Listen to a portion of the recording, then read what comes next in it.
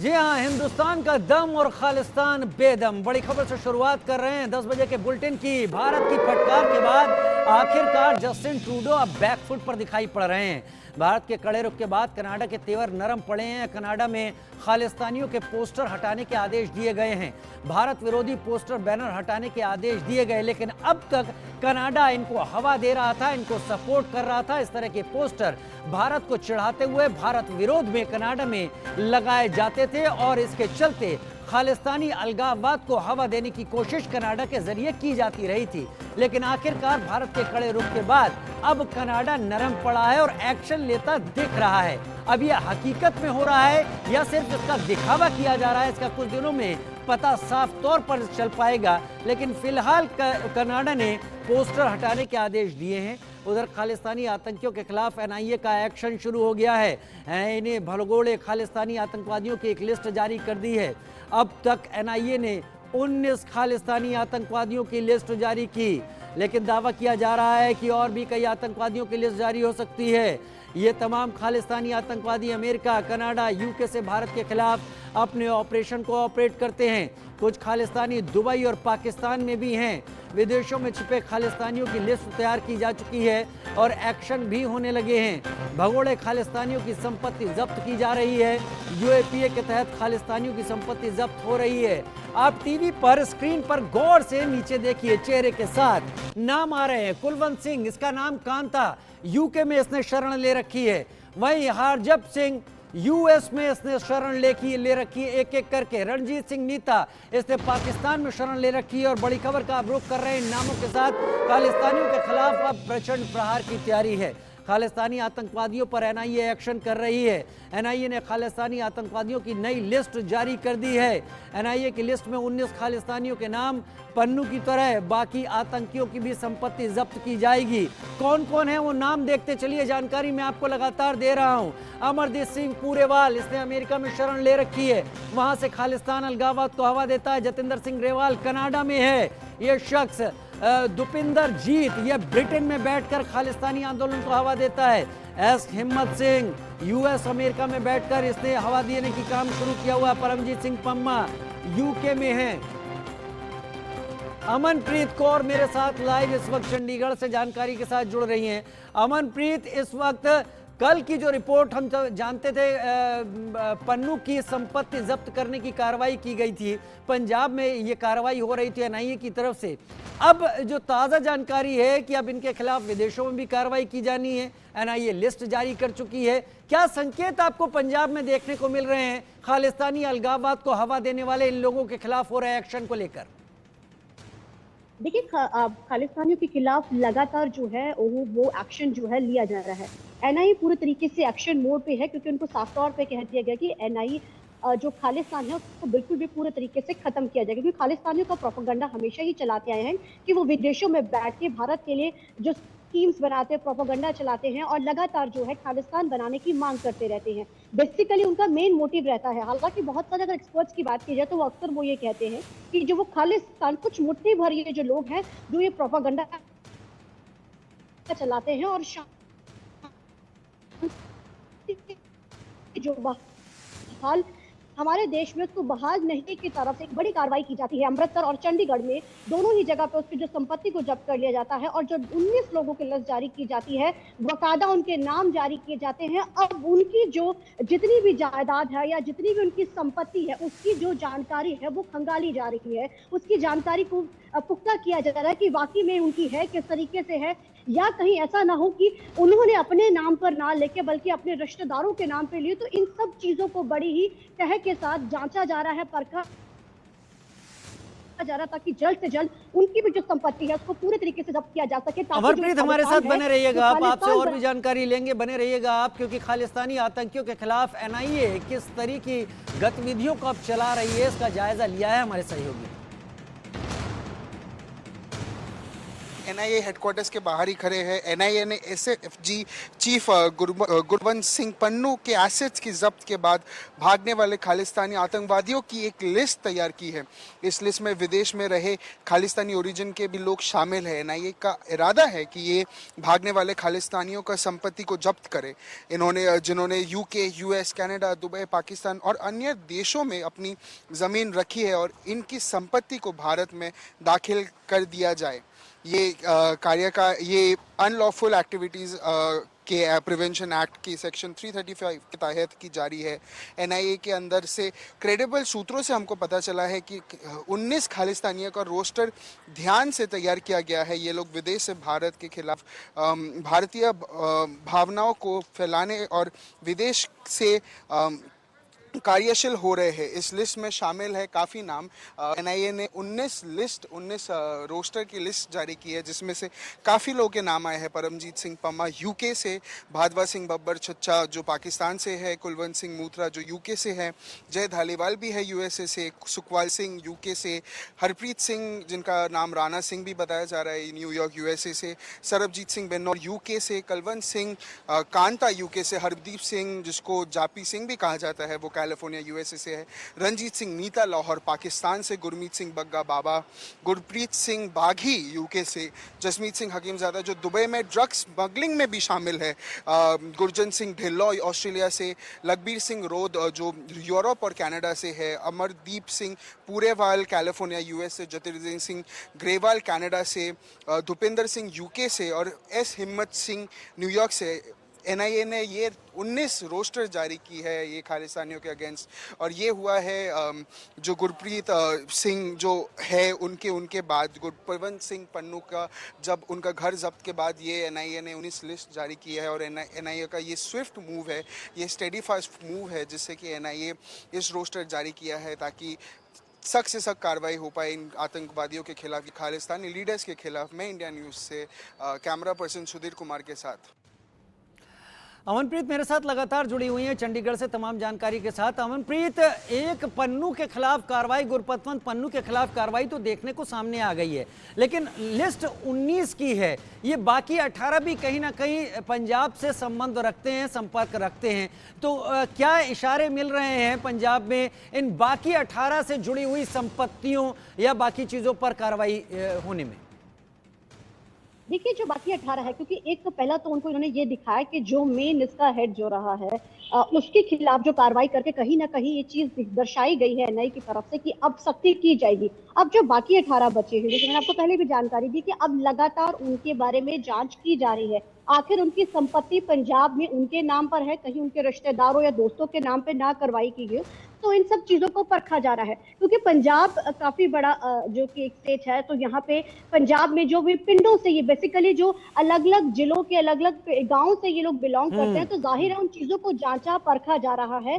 और हर चीज को, क्योंकि अक्सर कई बार क्या होता है कि इस तरीके की जब कार्रवाई होती है तो जो उनके पारिवारिक या दोस्त जो लोग होते हैं, कई बार वो कुछ चीजों को हाइड कर जाते हैं। तो एनआईए की तरफ से अगर कोई भी जांच की जाती है तो वो चीजों को जब तक पुख्ता नहीं होती है, जब तक चीज कंप्लीट नहीं होती, जब तक उनके पास पूरे इनपुट्स है, तब तक वो किसी तरीके, हालांकि एनआईए की तरफ से लगातार जो कोशिश की जा रही है पूरे तरीके से बड़ी तेजी के साथ ही कोशिश की जा रही है कि आखिर उनकी सब चीजों को भी जानकारी जो मुहैया करा के और उसको जल्द से जल्द जब्त किया जा सके, ताकि उनको चीज पता चल सके कि अगर हमारे देश में अगर वो अमन शांति को खराब करने की कोशिश करेंगे या वो कोई प्रोपेगेंडा जिस तरीके से पहले चलाते, लेकिन अब सख्ती वाकई में की जा रही है और उनको बिल्कुल भी नहीं बख्शा जाता। आप सही कह रही हैं मनप्रीत, आप सही कह रही हैं इस बात को, इस लिहाज से कि अब तक एनआईए ने जितनी भी कार्रवाइयां की हैं वो इतनी पुख्ता और इतनी रिसर्च बेस्ड रही हैं कि उनके ऊपर सवाल नहीं उठ पाए। लिहाजा आपका कहना सही है कि एनआईए पूरी तरीके से पुख्ता होने के बाद ही आगे बढ़ेगी। पन्नू के खिलाफ कार्रवाई हो चुकी है, बाकी 18 के खिलाफ भी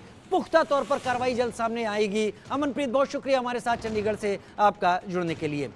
उधर अमृतसर में खालिस्तानी आतंकी गुरपतवंत पन्नू के खिलाफ लगातार कार्रवाई हो रही है। उसके घर से हमारी सहयोगी की ये रिपोर्ट भी देखिए।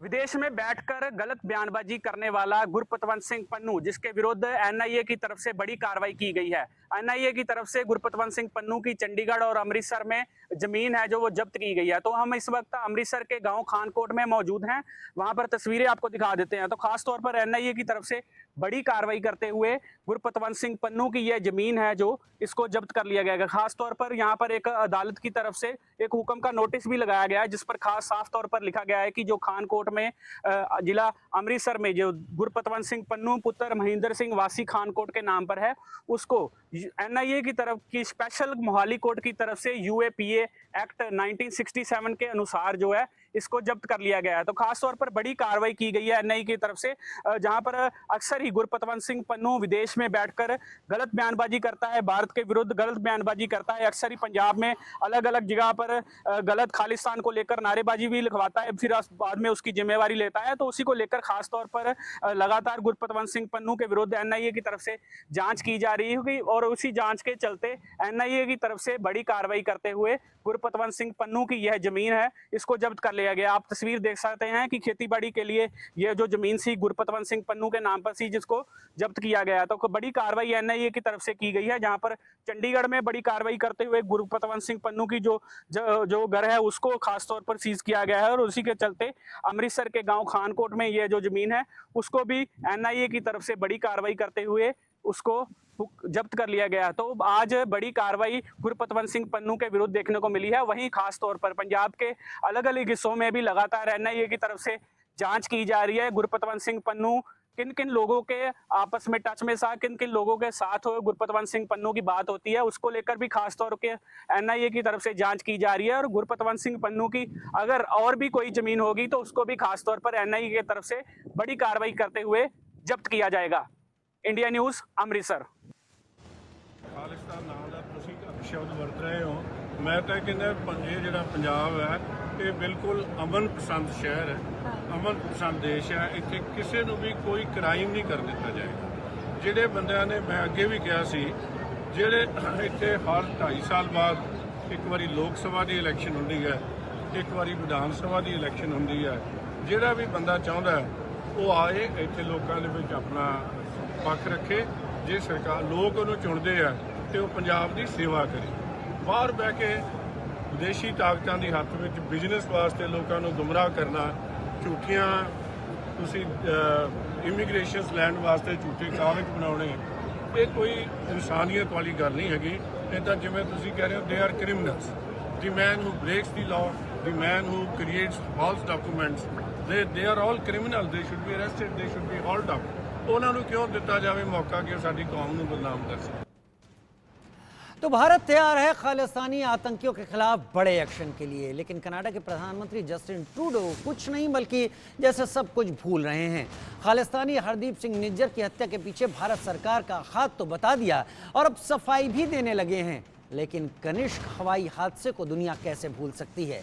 आतंकियों को शरण देने वाला कनाडा कैसे अपने नागरिकों को बचा भी नहीं सका। हिंदुस्तान के कई नागरिक इस हादसे में शहीद हुए थे। याद कीजिए, 37 साल के बाद अब तक इंसाफ नहीं मिला है।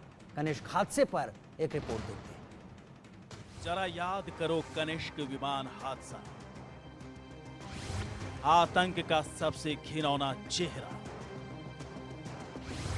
आसमान में उड़ रही थी लाशें, आसमान से समंदर तक खून के फव्वारे। खालिस्तानी आतंकियों का सबसे घिनौना बदला।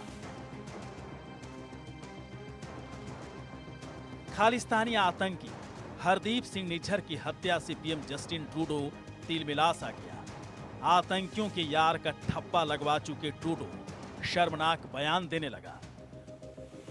भारत को कमजोर समझने वाला ट्रूडो भारत की एक घुड़की में ही सफाई देने पर उतर आया। लेकिन जरा याद कीजिए 1985 के कनिष्क विमान हादसे को, फिर ट्रूडो की नासमझी और अड़ियलपन का अंदाजा लगाया जा सकता है। 23 जून 1985। सभी अपनी कुर्सी की पेटी बांध लीजिए, अब हम उड़ान भरने जा रहे हैं। जब कनिष्क विमान के अंदर अनाउंसमेंट हुई होगी तो उसमें सवार 329 लोगों ने सोचा भी नहीं होगा कि ये पेटी मौत की बांधी जा रही है। किसी ने नहीं सोचा था उनका विमान बम से उड़ाए जाने वाला है। ऐसी मौत जहां चीखों को सुनने वाला तक कोई नहीं होगा, क्योंकि सभी यात्री एक अंतहीन सफर पर जाने वाले थे।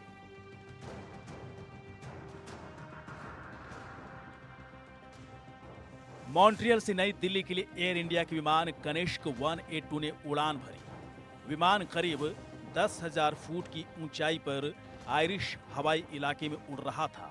विमान को लंदन के हिथ्रो हवाई अड्डे पर स्टे कराने के सभी इंतजाम पूरे कराए जा चुके थे।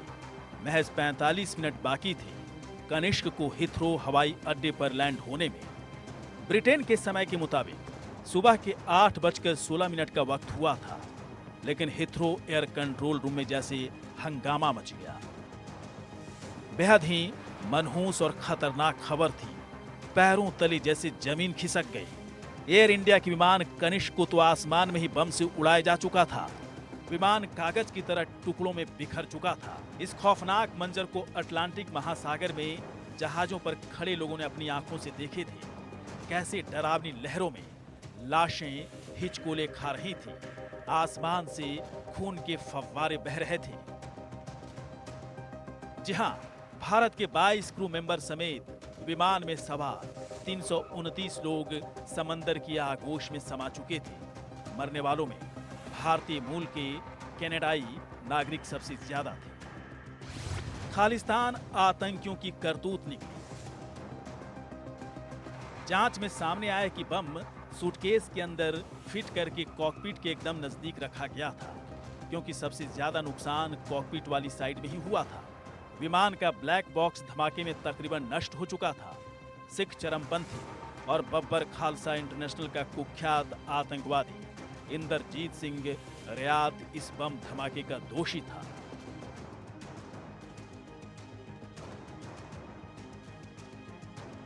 धमाके की वजह बहुत ही बदसूरत थी। तहकीकात में खालिस्तानी आतंकियों का हाथ निकला। आतंकियों का मकसद था ऑपरेशन ब्लू स्टार का बदला लेना। खालिस्तानी आतंकवादी इंदरजीत सिंह रियाद ने इस घिनौने बदले की तस्दीक भी की थी। 1991 में 10 साल की जेल की उसे सजा सुनाई गई। इसके बाद उसे फिर 5 साल और जेल की सजा सुनाई गई, लेकिन वो साल 2008 में जेल से छूटकर बाहर आ गया।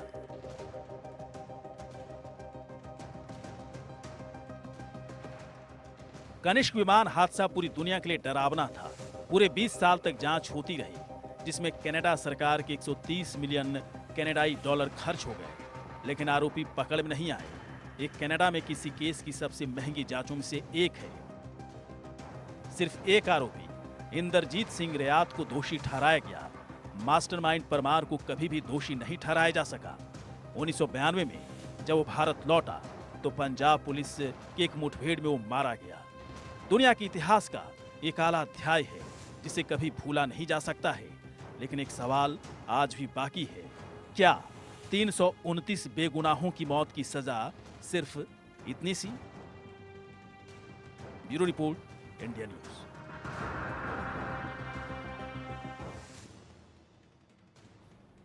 फिलहाल एक छोटे से ब्रेक का रुख कर रहे हैं, जल्द हाजिर होते हैं।